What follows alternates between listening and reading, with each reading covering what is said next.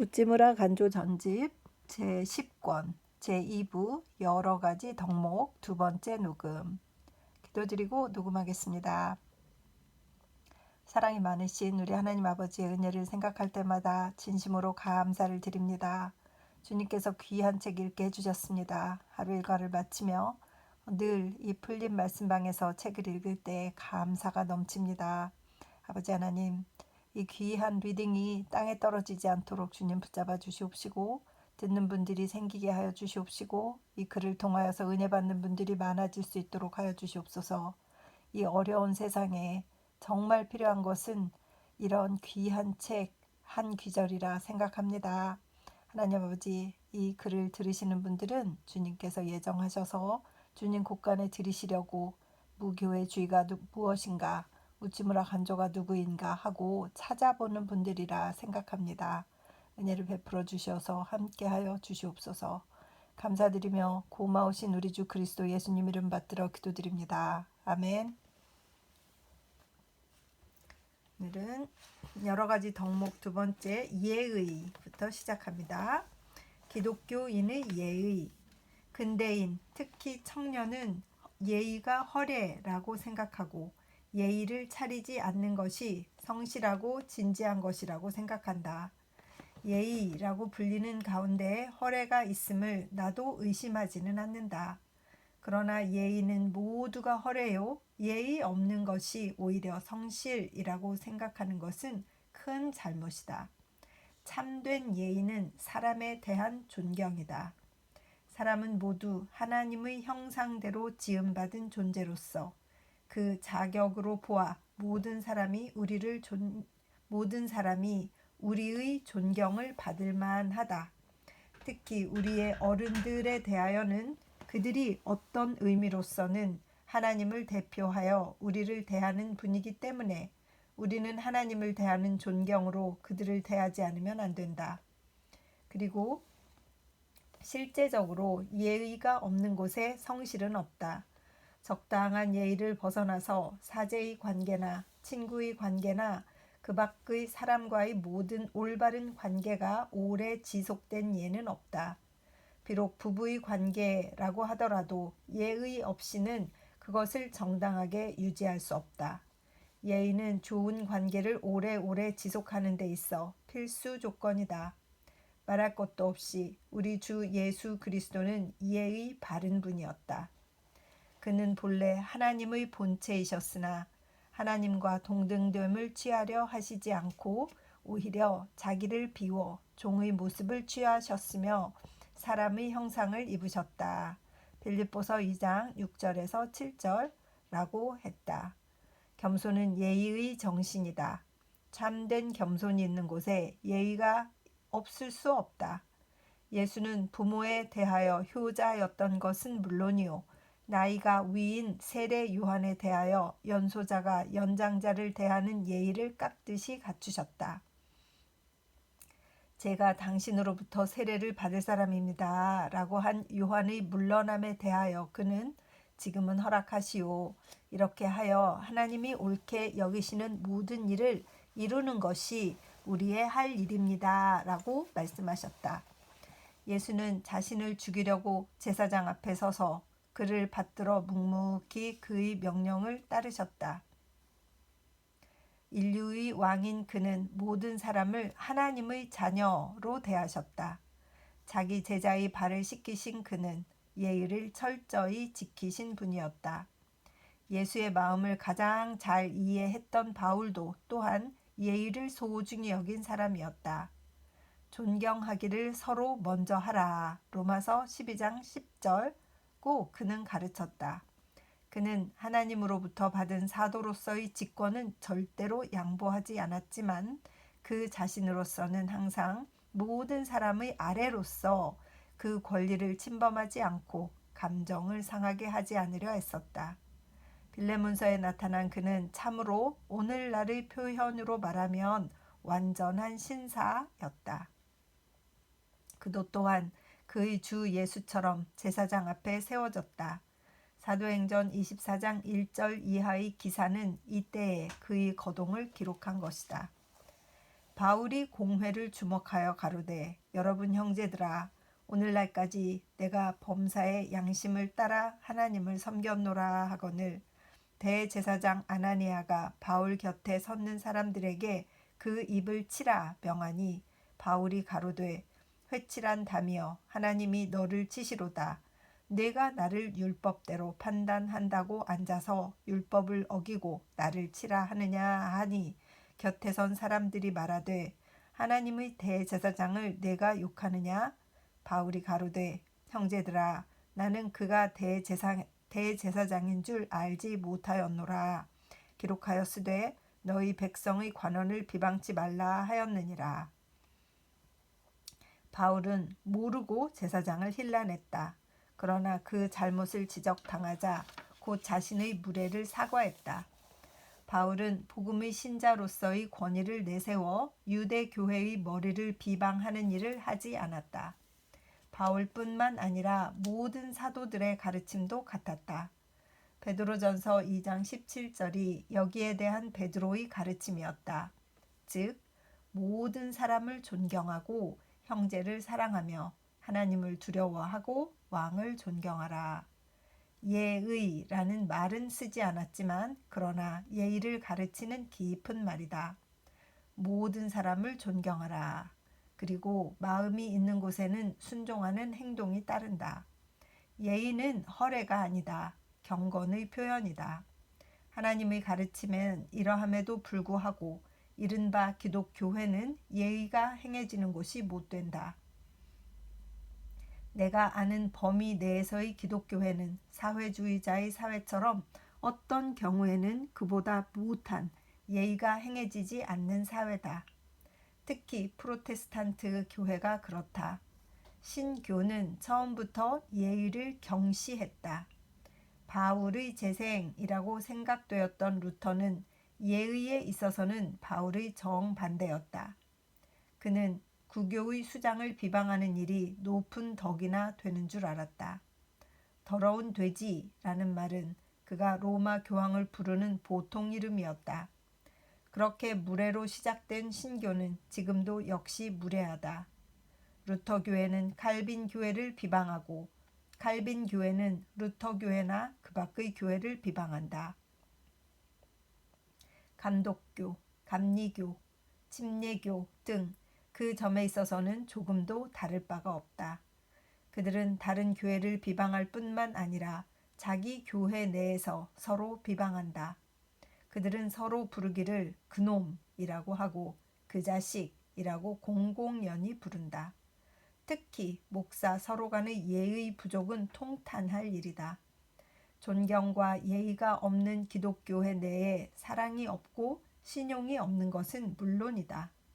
그러므로 우리가 참된 크리스천이 되기를 원한다면 교회 밖으로 나가는 길밖에 없다.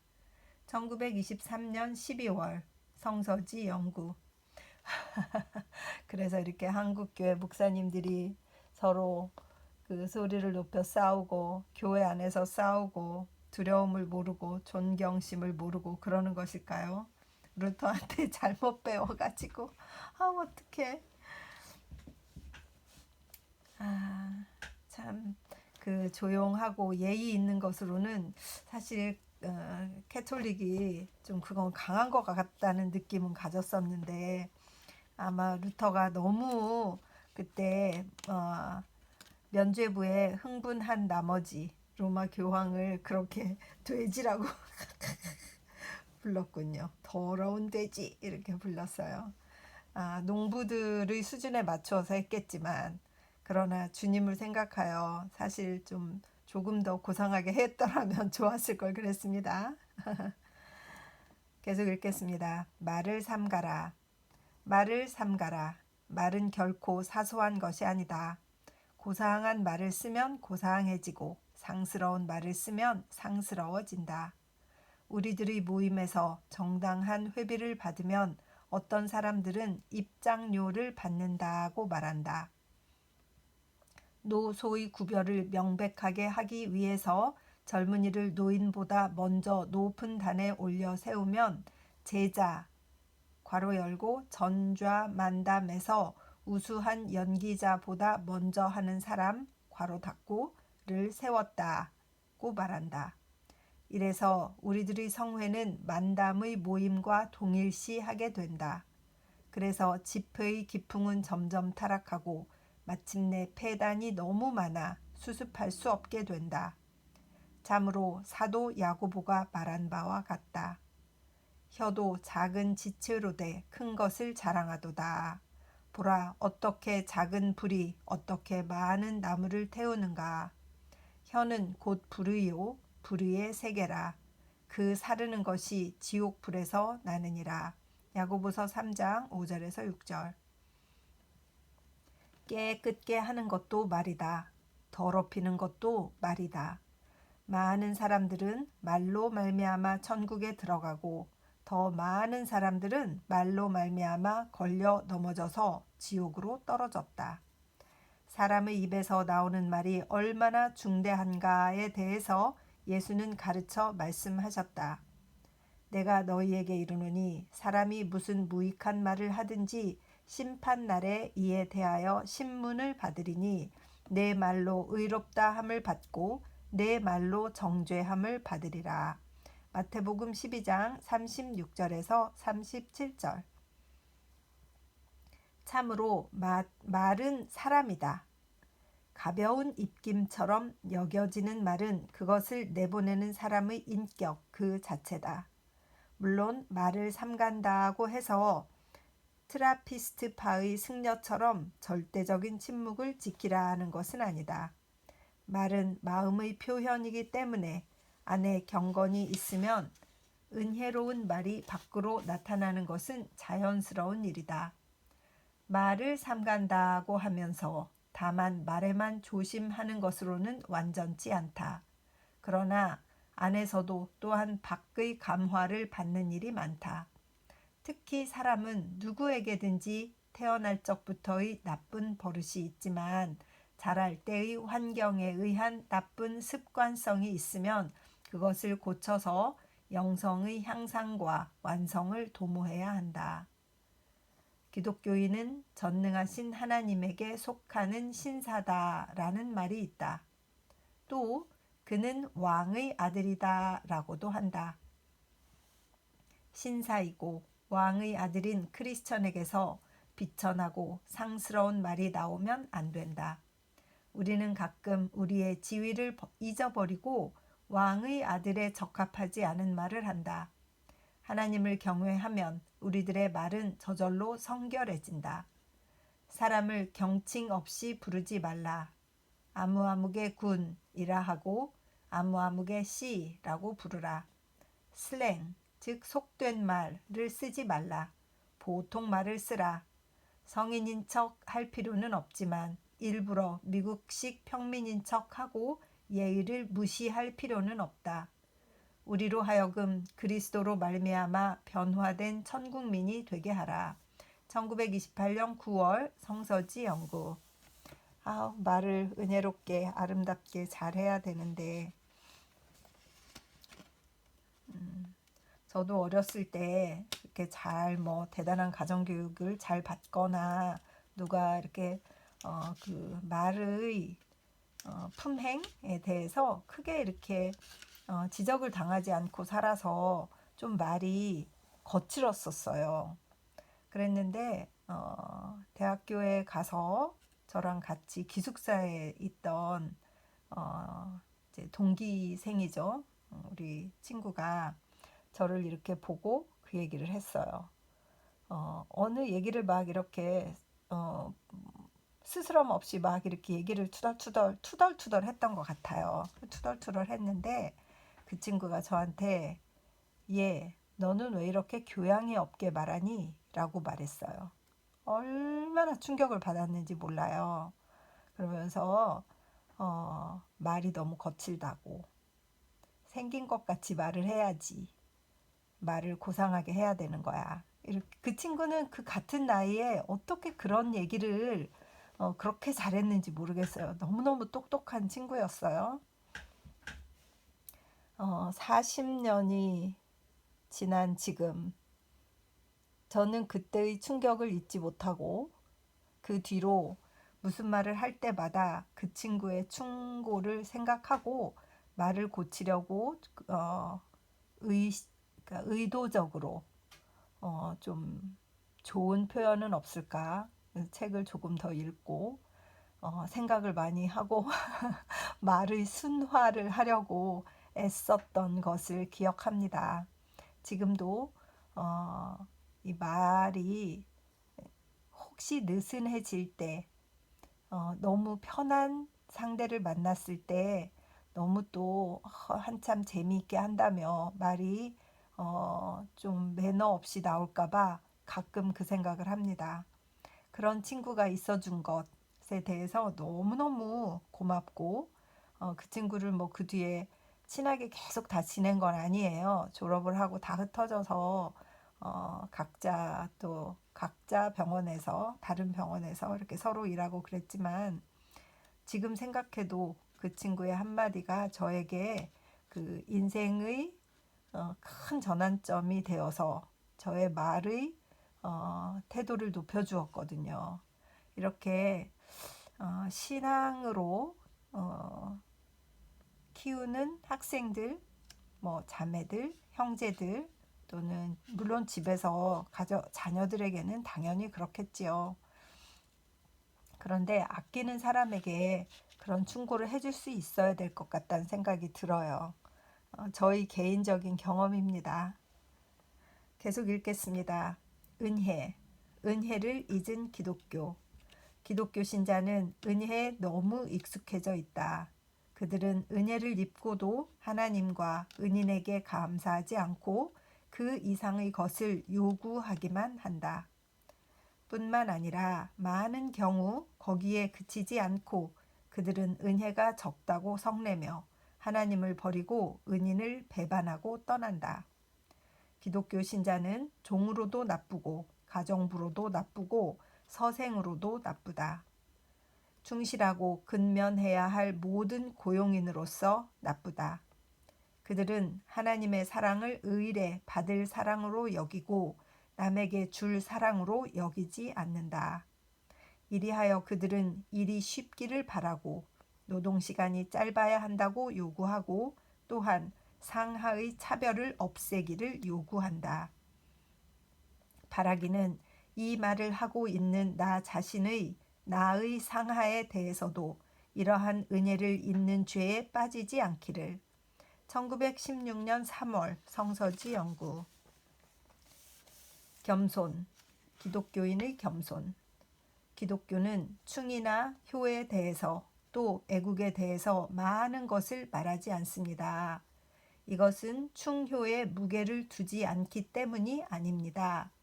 기독교가 충효에 냉담한 것처럼 보이는 것은 그것을 지엽적인 도덕으로 보기 때문입니다. 기독교는 인류에게 근본적인 도덕을 가르치기 위하여 세상에 나타난 것입니다. 먼저 혼탁함을 원천적으로 정화하고 나머지는 자연에 맡깁니다. 이렇게도 충효에는 냉담한 듯이 보이는 기독교는 겸손의 덕에 대해서는 매우 강조해서 가르칩니다. 이것은 참으로 이상한 일로 성서는 처음부터 끝까지 겸손을 권장하고 오만함을 책하는 말로 가득 차 있다고 해도 과언이 아닙니다. 그러므로 카를라일은 기독교의 정의를 내리기를 겸손의 덕을 가르치는 종교다라고 했습니다. 마치 유교가 충효를 가르치고 불교가 자비를 가르치듯이 기독교는 겸손을 가르칩니다. 겸손은 실로 기독교의 머릿돌이라고 할 수 있는데 가르치는 그 겸손이 무엇인지를 알아야 비로소 기독교가 무엇인지를 알 수 있다고 생각합니다. 그러므로 저는 먼저 여기서 기독교에서 말하는 겸손이 어떤 것인지에 대해서 말씀드리려고 합니다.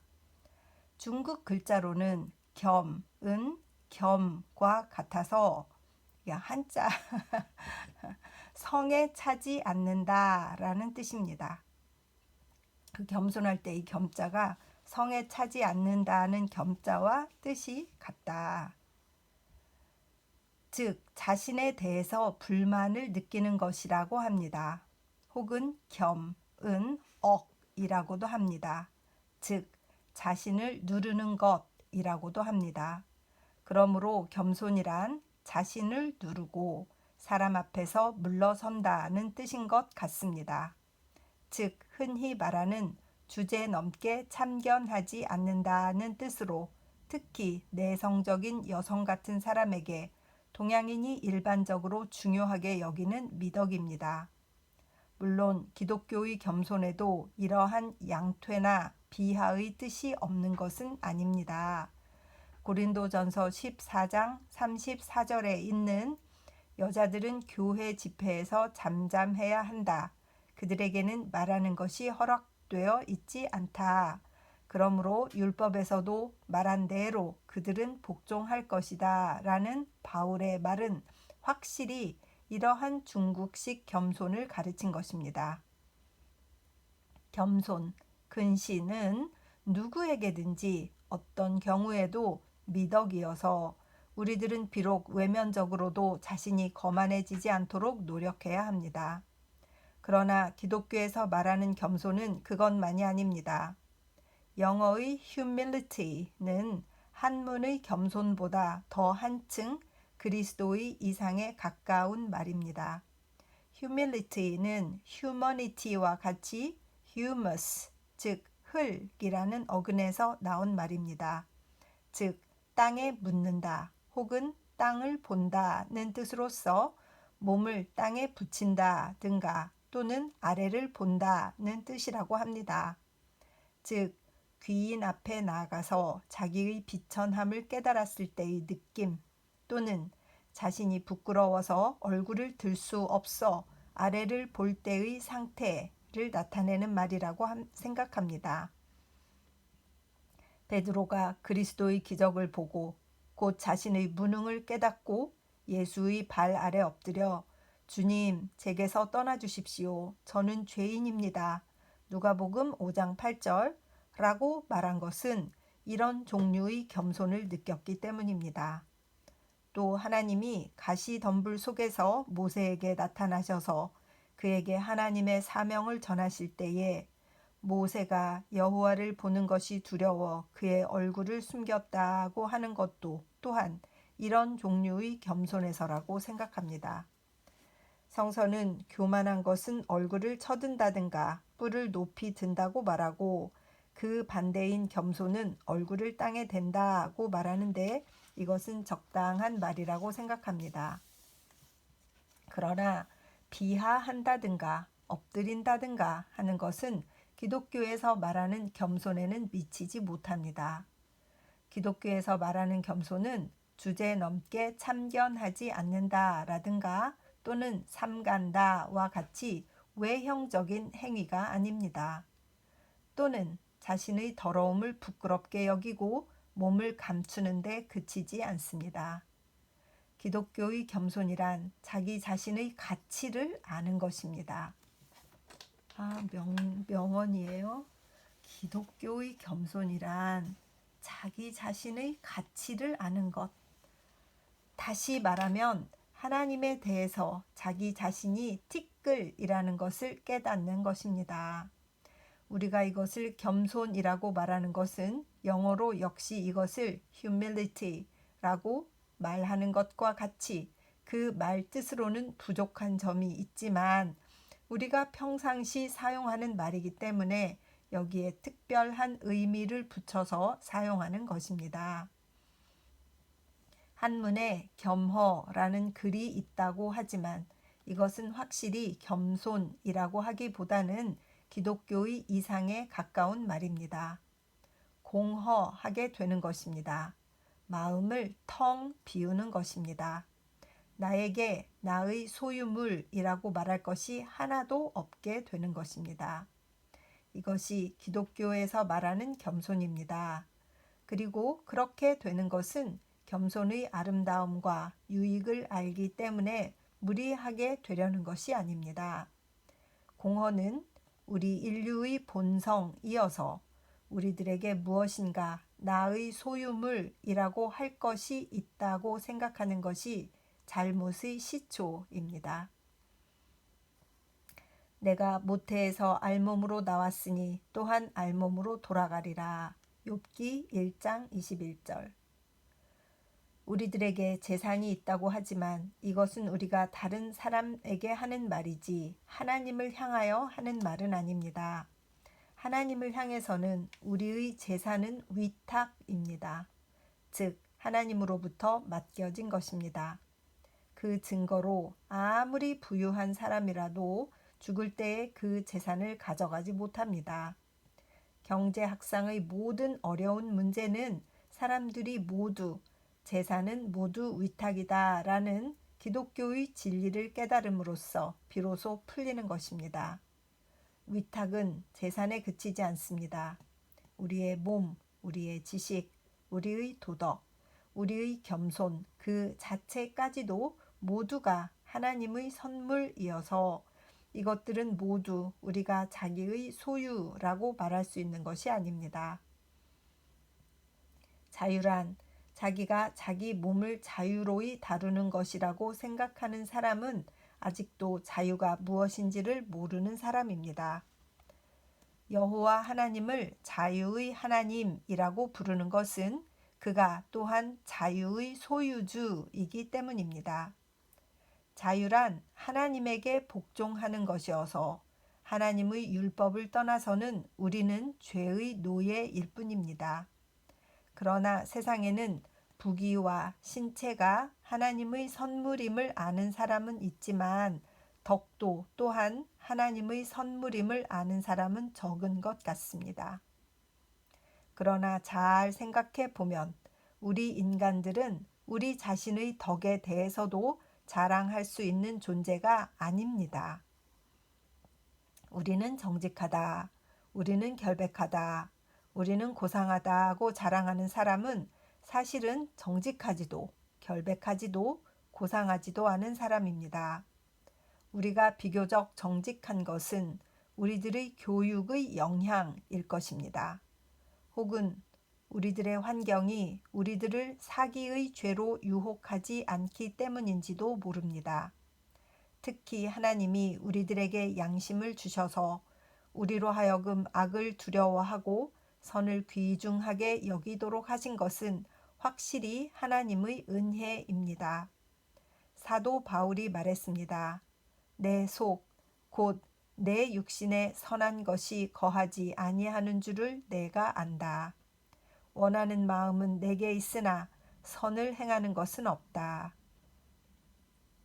이것은 완전 무결한 일생을 보내려고 노력하는 사람이 모두 경험하는 것입니다. 우리들은 선을 행할 수 있음으로써 하나님이 특별히 우리들을 도와주시는 것을 알게 되는 것입니다. 그리고 사람은 또한 그의 겸손에 대해서 자랑합니다. 그는 그의 소유물에 대해서 자랑하기를 그치고 그의 몸에 대해서 자랑하기를 그치고 그의 학문에 대해서 자랑하기를 그치고 그의 덕과 신앙에 대해서 자랑하기를 그치고 그는 마지막에 그가 자랑하지 않는 것에 대해서 자랑합니다. 즉 그의 겸손에 대해서 자랑합니다. 그러므로 성서는 거짓 겸손에 대해서 경계하고 있습니다. 골로새서 2장 18절 참조. 우리들은 겸손 그 자체가 되어서 우리들의 겸손에 대해서도 겸손해져야 합니다.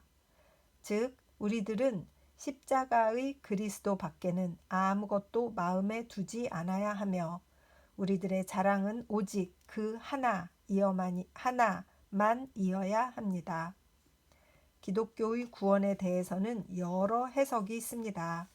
그러나 가장 명백한 의미에서의 구원이란 우리들을 온전히 겸손하게 하는 것이라고 말할 수 있습니다. 첫째로 세상에 많은 비참한 일이 있는 것은 모두가 우리들을 겸허하게 하기 위해서가 아닙니까? 우리들이 얼마 안 되는 재산을 자랑하기 때문에 화재가 있고 지진이 있고 충해가 있고 도난이 있어서 우리들에게 세상의 재산이 얼마나 허무한 것인가를 알게 해줍니다. 또 우리가 몸을 자랑하기 때문에 하나님은 많은 병을 내리셔서 절세의 미인도 하루아침에 추악해져서 도저히 볼 수 없이 되고, 귀신을 울릴 것 같이 보이던 대장부도 나약해져서 남의 도움을 빌지 않을 수 없게 됩니다. 만일 병이라는 것이 없었다면 인간은 얼마나 교만했을까요?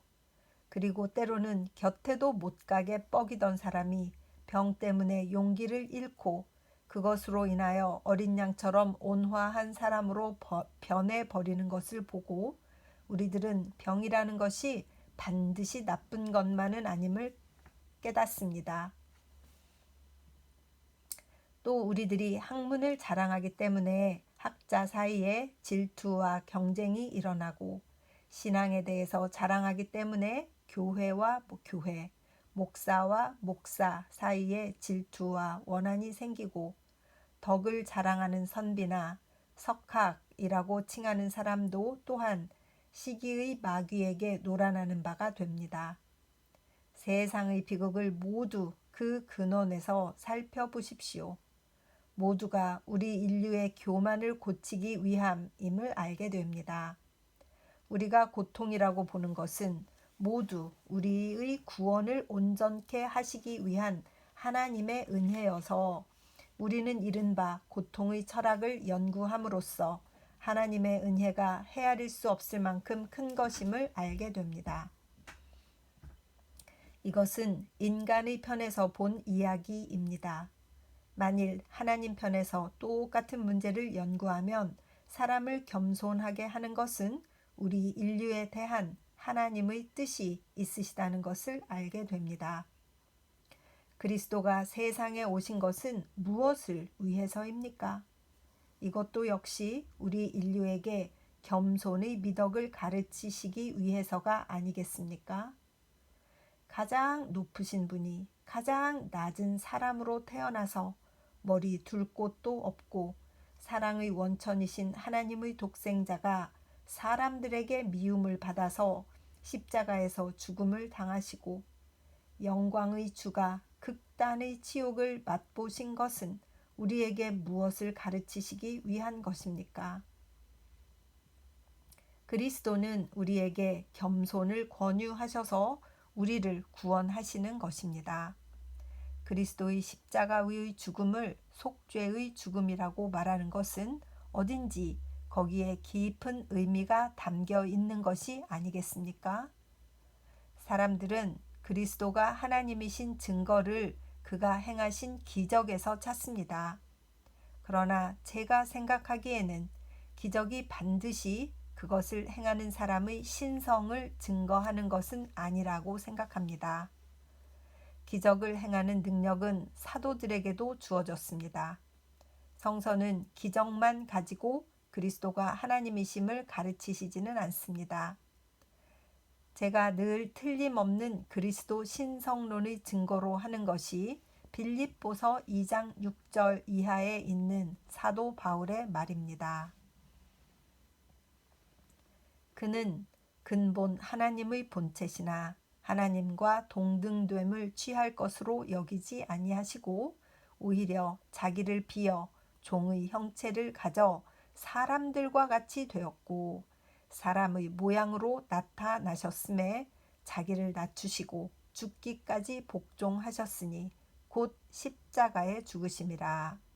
이러므로 하나님이 그를 지극히 높여 모든 이름 위에 뛰어난 이름을 주사 하늘에 있는 자들과 땅에 있는 자들과 땅 아래에 있는 자들로 모든 무릎을 예수의 이름에 꿇게 하시고 모든 입으로 예수 그리스도를 주라 시인하여 하나님 아버지께 영광을 돌리게 하셨느니라.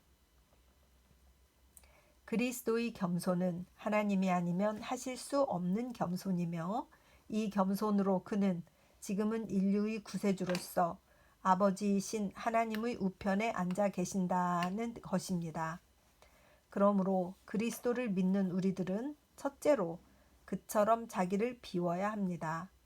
주님이 그 영광을 버리고 우리 인류 속에 오셨으니 그의 종인 우리들은 곧 영화, 쾌락 같은 것을 모두 떠나서 주님이 명령하시면 어디든지 가야 하는 것입니다.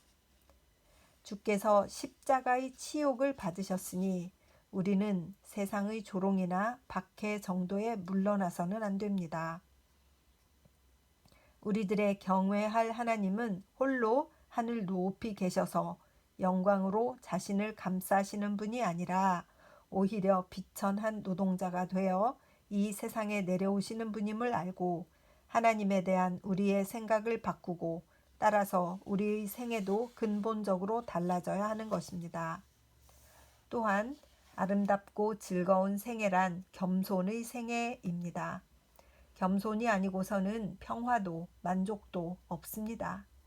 시인 하이네의 말에 너희 오두막을 골짜기에 세우라 산 꼭대기에 짓지 말라는 것이 있습니다. 즉 행복은 세상 사람의 악망, 주목하는 데는 없다는 것입니다. 인망을 얻고 남의 칭찬을 받으려는 것이 얼마나 많은 질투와 미움의 원인이 되는지는 조금이라도 세상을 살아본 사람이라면 잘 알 것입니다. 시기, 탐욕, 폭행, 투쟁, 모함, 비방의 여러 가지 악을 우리 마음의 밑바닥으로부터 없애려면 우리는 먼저 기독교적으로 겸손, 곧 겸허한 사람이 되어야 합니다. 우리는 왜 남을 질투합니까?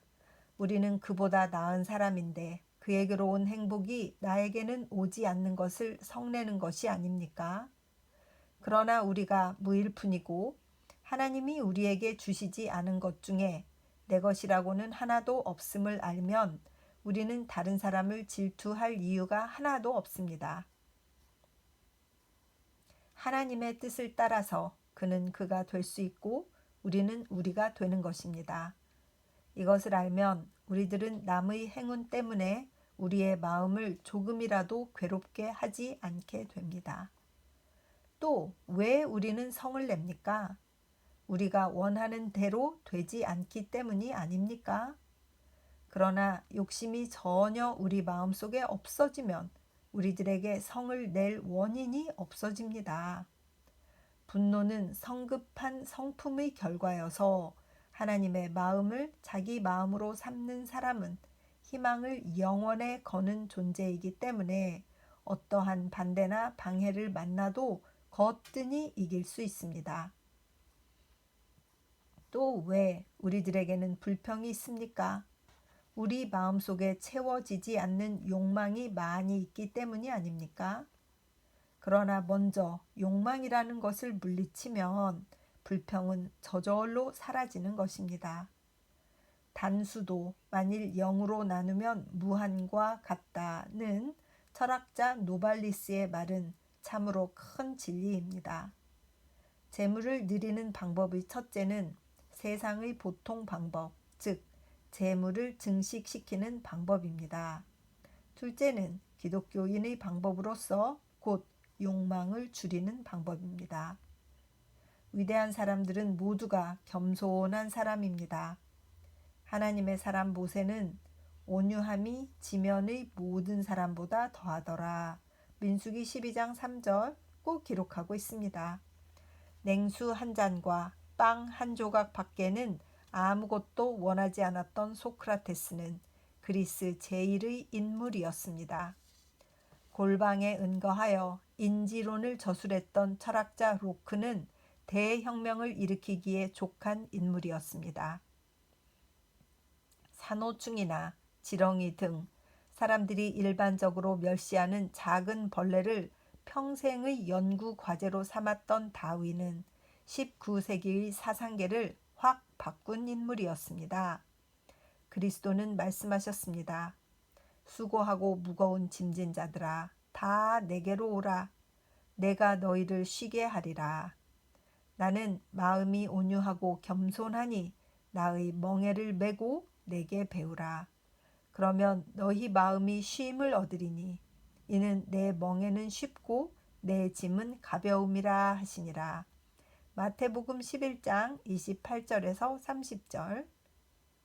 모든 경쟁에서 지친 사람, 모든 걱정의 무거운 짐을 진 사람, 모든 분노의 불에 자신의 몸을 태우는 사람, 모든 원한의 불꽃에 자기의 마음을 태워버리고 있는 사람, 모든 불평의 독소에 찌들어 학문도 덕망도 앞으로 나가지 못하는 사람은 곧 그리스도에게로 와서 그의 온유하고 겸손한 마음을 배워 마음의 평안을 얻기를 바랍니다. 1901년 2월 성서지 연구. 경쟁의 어리석음. 세상에 어리석은 것 치고 경쟁 같은 것은 없다. 경쟁은 남을 넘어뜨리고 자기도 넘어지는 길이다.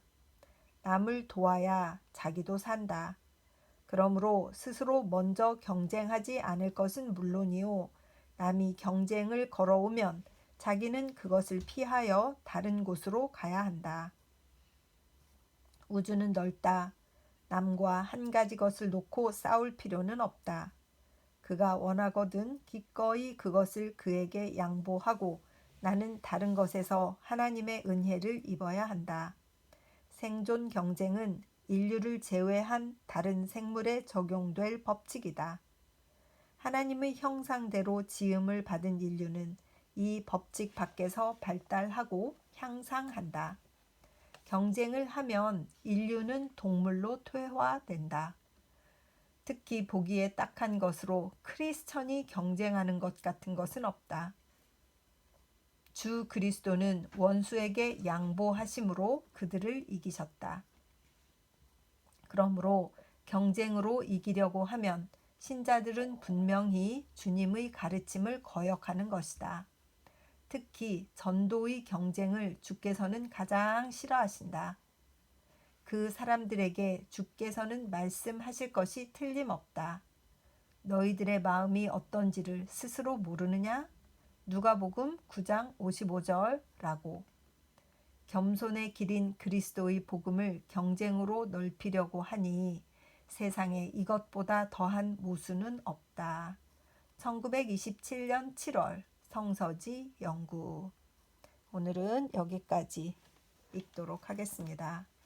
참 진정한 겸손에 대해서 이렇게 잘 설명해 주시고, 오늘은 특별히 저희 경험에 있는 그 말에 대해서, 교양 있는 말이죠. 삼가하는 말, 예의가 있는 말, 이런 것들에 대해서 또 다시 한번 생각하게 해주셔서 옛날 친구 생각도 나고,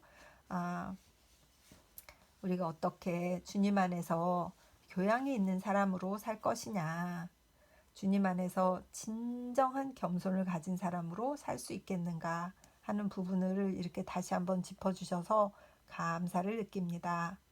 기도드리겠습니다. 주님의 은혜를 진심으로 감사드립니다.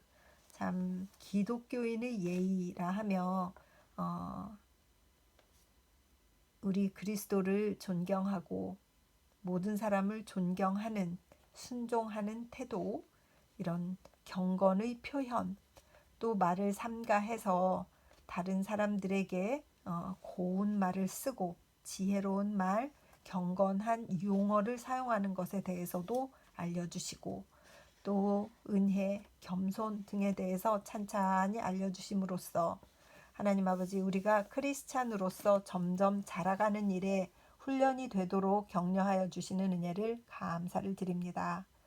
평생 살아가면서 우리 주님께 먼저 사랑을 입은 자로서 다른 사람을 사랑하고, 겸손한 주인을 가진 사람으로서 다른 사람을 겸손하게 섬기는 주님을 닮아가는 크리스찬들이 되어서 살아갈 수 있도록 인도하여 주시옵소서. 리딩을 축복하여 주시어서 리딩이 저에게는 언제나 기쁘고 기쁜 일이지만, 또 다른 사람에게 조금이라도 도움이 되어서 하나님이 기뻐하시고 우리 예수 그리스도의 복음이 한 사람에게라도 더 전해지는 귀한 리딩이 될 수 있도록 인도하여 주시옵소서. 우리를 선전해 주는 것은 우리를 사랑하는 친구들의 사랑이다라고 하는 그 셰익스피어의 말씀처럼 우리의 친구들, 우리를 사랑하는 우리의 친구들이 또 이것을 또 전해서 한 분의 다른 형제, 다른 자매에게도 전해질 수 있도록 인도하여 주시옵시고 이 기도가 땅에 떨어지지 않을 수 있도록 주께서 축복하여 주시옵소서. 감사드리며 고마우신 우리 주 그리스도 예수님 이름 받들어 기도드렸사옵나이다. 아멘. 사랑하고 축복합니다.